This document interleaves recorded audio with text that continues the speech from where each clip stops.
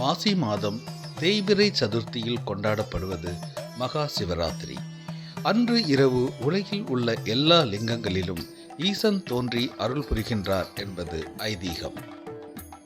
ஆலாகால விஷத்தை உண்ட சிவபெருமான் மயங்கி சாய்ந்தார். தேவர்கள் அப்போது சிவபெருமானை பூஜித்தனர். உலகில் பிரளயம் ஏற்பட அப்போது பார்வதி தேவி 4 கால பூஜை செய்து ஈசனை வழிபட்ட நேரம்தான் இது.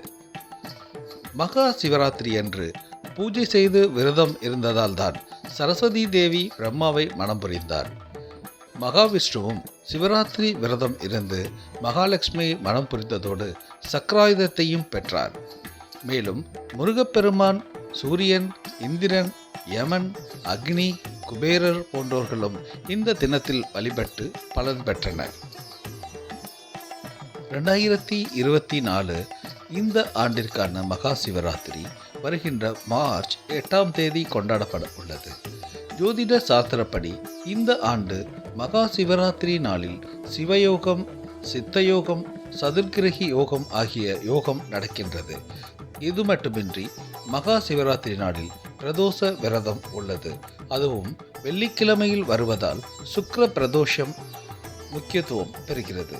இந்த நேரத்தில் யாராவது தொழிலில் ஈடுபட்டால் அவர்களுக்கு வெற்றி, மகிழ்ச்சி மற்றும் செழிப்பு கிடைக்கும். இந்த அரிய கலவை சுமார் 300 ஆண்டுகளுக்கு பிறகு நடக்கின்றது. இந்த முறை மகா சிவராத்திரி மற்றும் சுக்கிர பிரதோஷ விரதம் இரண்டும் ஒரே நாளில் வருகின்றன. அன்றைய தினம் சிவபெருமானை வழிபட்டால் இரட்டிப்பு பலன் கிடைக்கும்.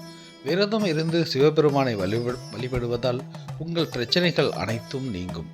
தொழில், வியாபாரம் கூடி வரும். இந்த நன்னாளில் பூஜை செய்வதால் குடும்பத்தில் செல்வம் பெருகும்.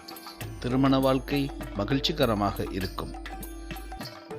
300 ஆண்டுகளுக்கு பிறகு வரும் இந்த அரிய நன்னாளில் எல்லாம் அல்ல சிவபெருமானை வணங்கி எல்லா வளமும் நலமும் பெற்று இன்புற்று வாழ டெம்பிள் வைப் சேனல் சார்பாக அனைவருக்கும் வாழ்த்துக்கள். ஓம் நமச்சிவாய.